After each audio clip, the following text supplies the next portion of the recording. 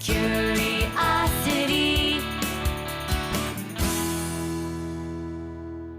Welcome to the Fundraising Leadership Podcast, episode 45. I'm Janice Cunning. And I'm David Langiulli. And Janice, we have today a very special guest with us, Jennifer Harris. And Jennifer is a good friend and colleague from the fundraising world. She and I have been getting to know each other over the past several months, maybe even over a year now through LinkedIn. And she is a fundraiser. She's a thinker. She's a writer. And I have to say, she is a humanist. I just love that. I love that part of your bio, Jennifer. So welcome to the podcast. Thank you. Thank you. I'm so happy to be here. Great. So, you wrote an interesting article, Jennifer, and published it on the Fundraising Leadership blog site about the shift from doing fundraising to being a fundraiser. So thank you for sharing that with everyone. Thank you. Thank you for taking time to read it. Yeah, and we've already been getting a lot of really great response on LinkedIn, some really impressive conversations happening. So this has definitely hit a nerve. And why don't we start, Jennifer, by sort of having you talk about, like, where does this idea come from for you, and what sparked these ideas? Totally, absolutely.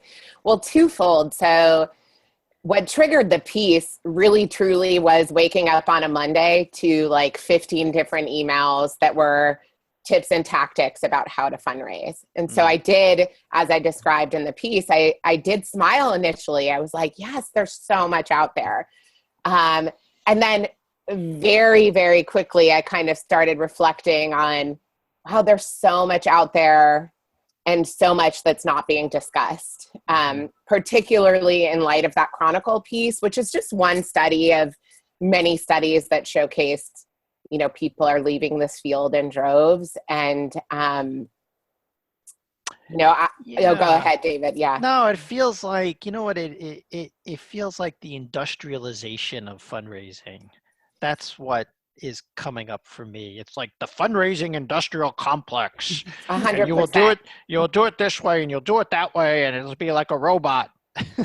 It's interesting. Last week I was with a colleague and I kept calling it the mechanization of this work. So very, very similar, right? Mm-hmm. Like, I remember being in a fundraising office as a fundraiser when they started to change the language, like when they started to say, we've got to build our front line. And I remember that pivot and I was like, what? So you talk about the humanist in me, like, what is happening here? I always thought I was the conduit to social change in some way, that's why I was doing that work. And then when this sort of approach to mechanizing us, to, making us like, a team of robots, if you will, like, and included in how we do the work, right? Like all the metrics. That was over a decade ago when I started to feel that shift. And now it's like, to use Janice's words earlier, I do feel like the pendulum has swung so far, and those tactics, like, we no longer have the lack of tactics to lean on as our excuse for why this field is not functioning as it could. Yeah. And what are you seeing, like, Jennifer, like, I think you're lucky that you get to see a broad range of organizations and interact with a broad range of fundraisers. So what's the impact that you're seeing of this overemphasis on doing? I think there's a lot of confusion, and I've actually, maybe I've inferred this in several pieces, but haven't overtly taken on this fact that I think fundraising is sort of like in identity crisis.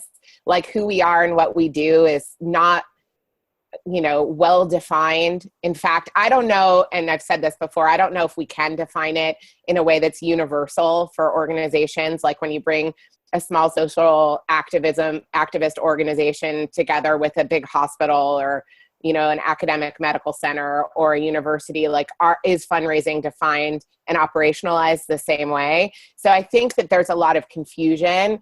And I think, it's kind of scary for me to say this, but I think in many ways, consultants, which I am, don't often help. We can perpetuate a myth that fundraising looks a certain way when it in fact is different across organizations and across like individuals who are the conduits to fundraising, who are the fundraisers. Well, what I think has not changed is that at least let's set aside transactional, what I would describe as transactional work for a moment. This is many smaller gifts received through multiple channels, web, mail. This is more transactional. And that piece is definitely mechanized, and maybe rightfully so. I think that's fine. What I think has not changed is that at its deepest roots, it's still a conversation between people. Oh my God.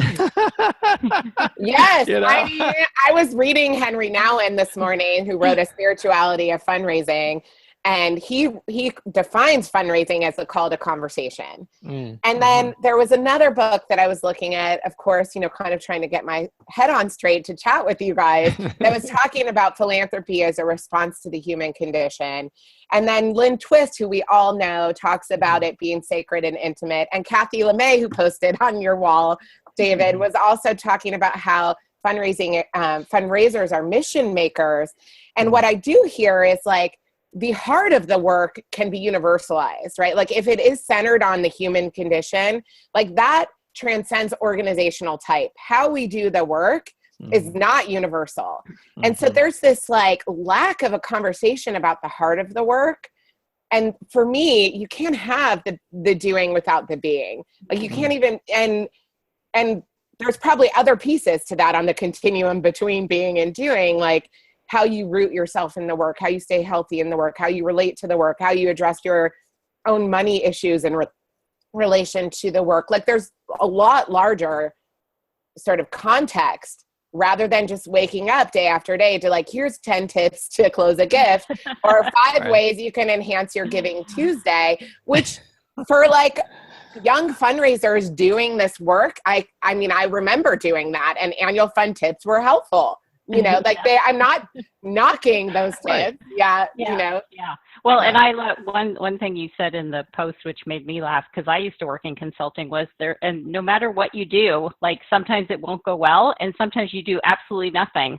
Like I have always said that, it's like every fundraising campaign I've ever seen, there's always some unexpected, humongous gift that came about from really nothing, right? So it's like, that just made me laugh to think about that. So yeah, someone brought up on my original post that they would argue, and I so appreciated this, that gift that we thought came out of thin air was actually pre-qualified years and years before. And I have seen that too. Like I have seen, I worked on an endowed chair that a friend worked on, that another colleague worked on, and it took, 5 years before that closed and I was long out of the organization.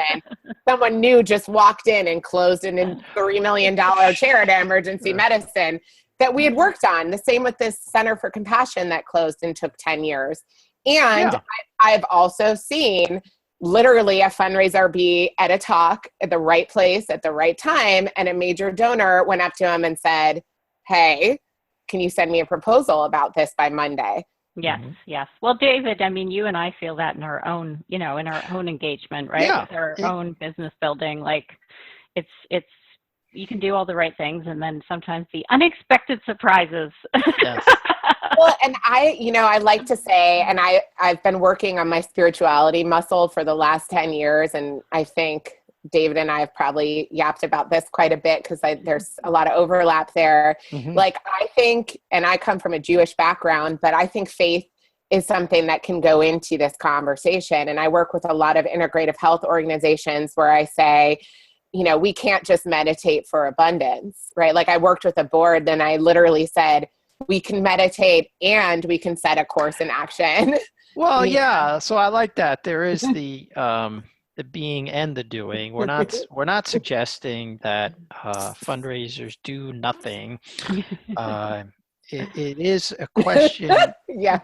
Yeah, it is a question of like, yeah, don't do anything.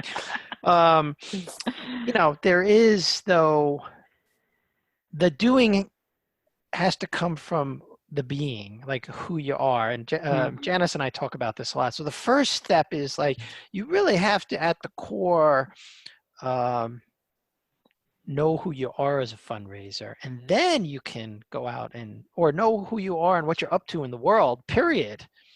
And then go out and do something. Yeah, I think this, I'd love to bring in, Jennifer, your holistic mindset approach, because I think that a lot of the response we're getting on LinkedIn was like, people are excited to have this conversation, and they want to have like a sense of like, what can we do, as well. Of course, right? of course. Yes, ma'am. Right. So why don't you kind of unpack this idea that you bring to organizations with the holistic mindset? So I think there's two things that I'd like to say about this, which also tie to what David was just saying. So one of the first pieces I wrote was Awakening the Authentic Ask. And it was really, it drew attention because people were like, oh, what's the authentic ask and how do I do it? The same thing that you just said. And when I have submitted it to... Let me be inauthentic about my authentic ask. Yeah.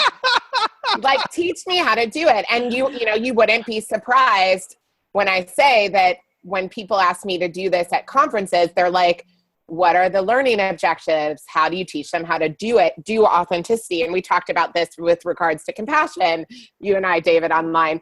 But one of the things I say about authenticity, which is the centerpiece of the holistic mindset, is that or holistic methodology really is that it's about mindset first and method, and then methods, right?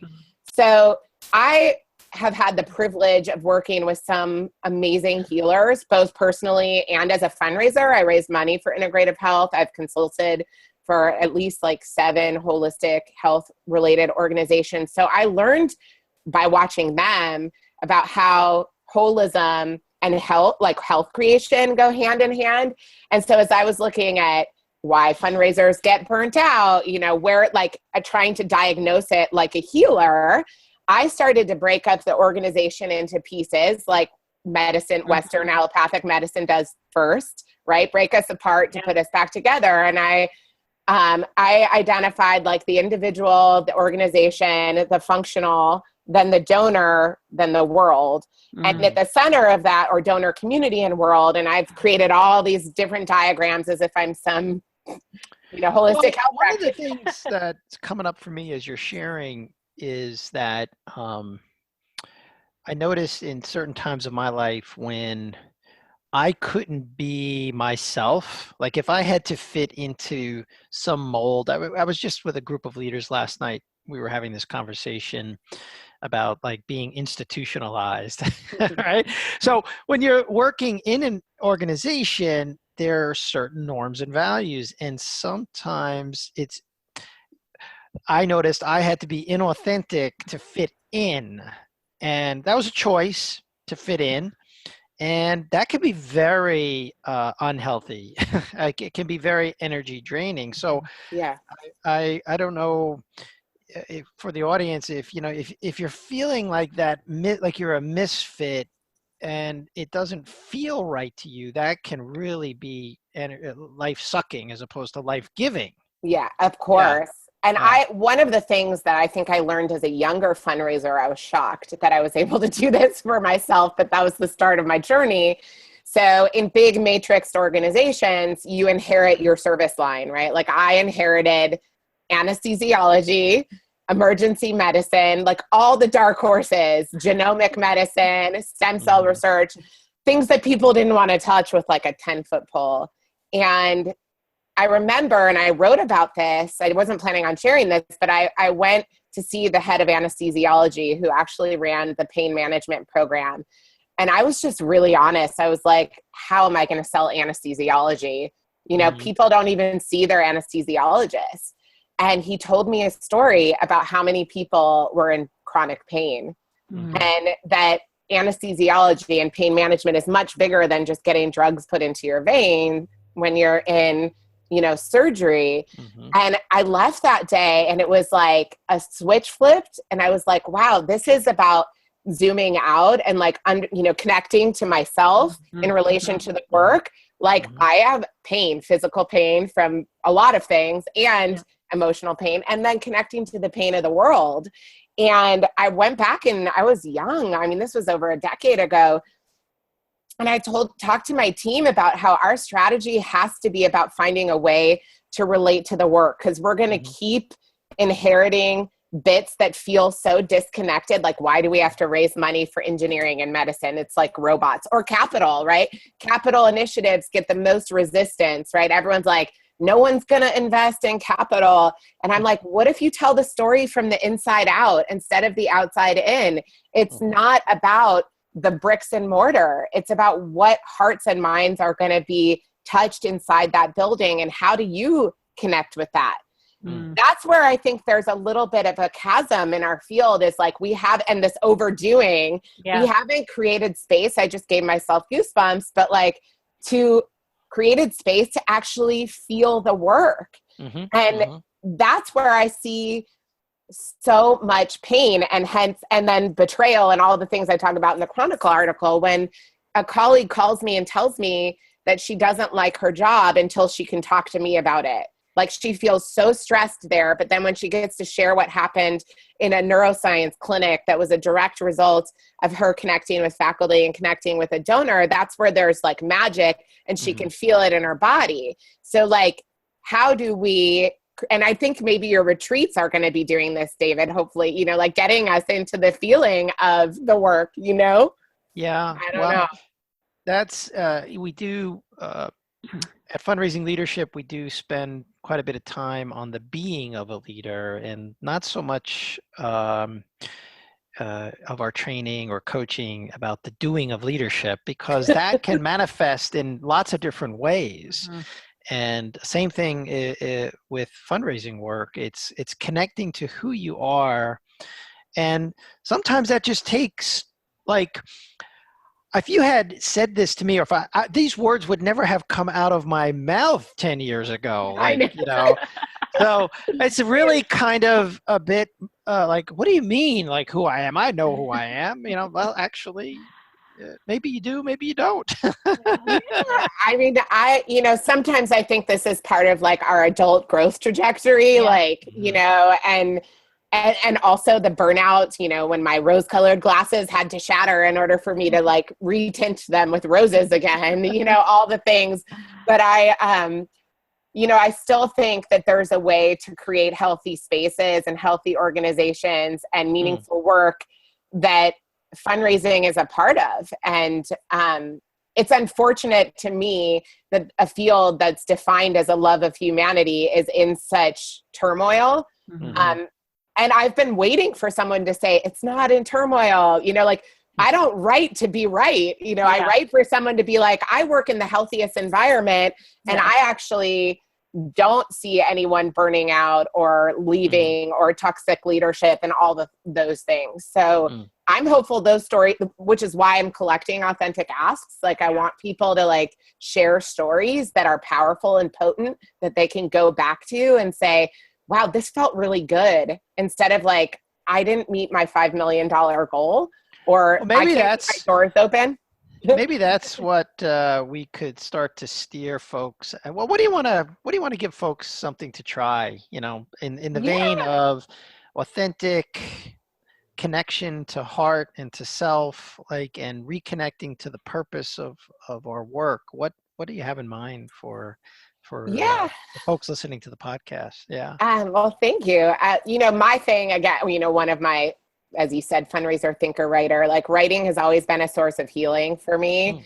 As long as I can remember, like probably since I was a kid, but for the last decade, I've been training and writing for health and facilitating writing as a wellness practice, really as in group settings in the States and in Mexico. And what I've seen is transformation that can happen when you connect head and heart through the pen.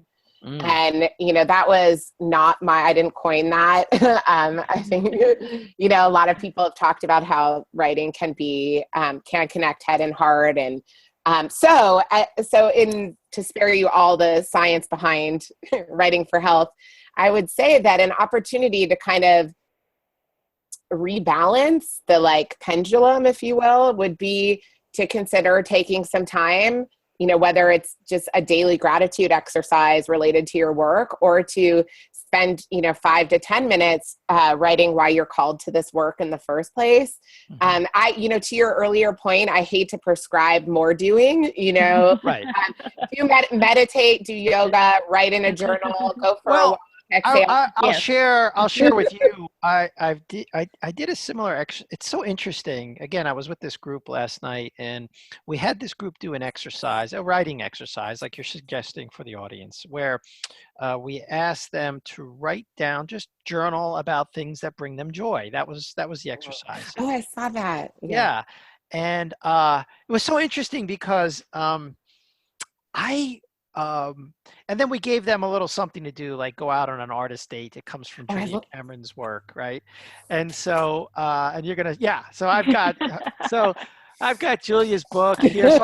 So I went back to my book, and it turns out I did this exercise 5 years ago. I had written down all these things that bring me joy. And then I got to compare my list, and surprisingly, like 90% of the things that brought me joy 5 years ago bring me joy now. So wow, this is the invitation that you're offering the audience, is to just take some time. There's not a lot of doing in writing. Like, it can be as simple as just a short little list of things that. Well, and I think one thing that's been clear from the feedback is people want both. They want the yes and. We're not none of us are saying like don't do things, but we're saying like exactly that. Like, how do we bring the pendulum back, right? Yeah. And this is a beautiful way to sort of express, to yourself, like what is it? One of the things that you talked about a lot, Jennifer, was like, why does our work matter, right? Like reconnecting yourself, like truly reconnecting yourself to like, what was the spark that brought you here? Mm-hmm. And I think when we remember that, it creates a resilience, right? Like even when things are challenging or we have to overcome things, when we really are like grounded in that place of where we're coming from, then we can have that.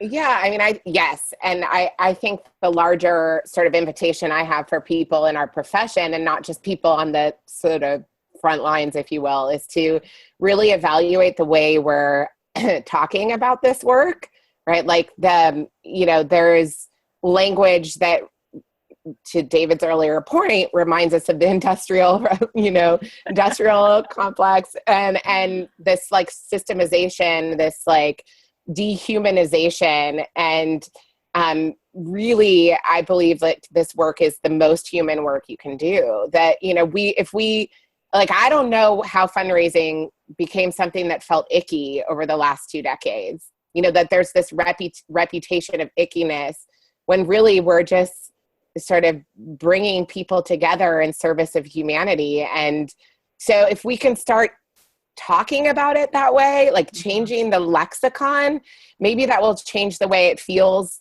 for ourselves. That's what I started doing personally, was like, I got to redefine this work for myself, or I'm not going to be able to stay in it. But then also for those who we hold ourselves accountable to, our teams, our bosses, deans, faculty members, boards, donors, if we're not like using transactional language, maybe even that can impact performance and connection and loyalty and all those things. So it's a call for, a return, if you will, or a revival of the way we define our work. I mean, that's just something I feel pretty heavily about, strongly about. That's, yes. And as I said, we've already sparked some great conversation. I know more people are going to want to read it, reach out to you. So what is the best way, Jennifer, for people to connect with you? So LinkedIn is a good way. They feel free, because I get these impulses to write and post frequently. And then they can absolutely email me at jennifer@jhcollectiveinc.com. I'd love to hear authentic activities or stories that, plug the heart back into the profession, if you will. So if there are things that people want to share, I'd love to hear it. Great. Yes. And we'll link to your website in the show notes. And so thank you so much. It was such a powerful, provocative, and like really beautiful article. So just yeah. Appreciate and you. Jennifer, I just want to acknowledge you for taking a stand for being human, putting the human being back in fundraising. Yeah. Thank you. You're going to make me cry. Yeah. No, really, it's so important. So thank you for your work and your contribution. Thank you. Thank you both. Yours too. All right. Well, we're going to remind people to please subscribe if you haven't already. You can find us on iTunes, Google Play, and Spotify. And we're going to invite you to go put this into practice. Bye. Curiosity.